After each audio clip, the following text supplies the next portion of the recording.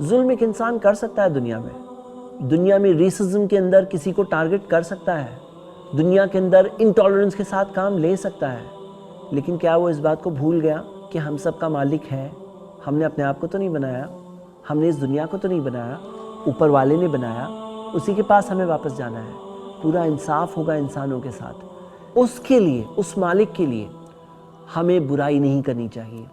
وہ سارے لوگ جن پر ظلم آج ہوا، وہ سارے بچے، وہ ساری عورتیں، وہ سارے کے سارے انسان انصاف مانگیں گے اسی مالک کے سامنے، اور انہیں انصاف ملے گا۔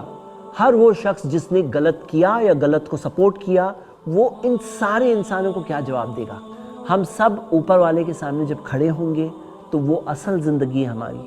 یہ زندگی تو ایک امتحان ہے، ٹیسٹ ہے، کوئی امیر ہے، کوئی غریب ہے، کوئی پاورفل ہے، کوئی ویک ہے۔ اصل زندگی تو وہی ہے، اور وہیں پہ سلیوشن ہے۔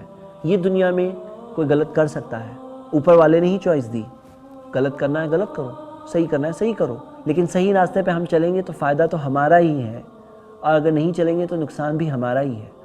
ظلم ایک انسان کر سکتا ہے دنیا میں ریسزم کے اندر کسی کو ٹارگٹ کر سکتا ہے، دنیا کے اندر انٹالرنس کے ساتھ کام لے سکتا ہے، لیکن کیا وہ اس بات کو بھول گیا کہ ہم سب کا مالک ہے؟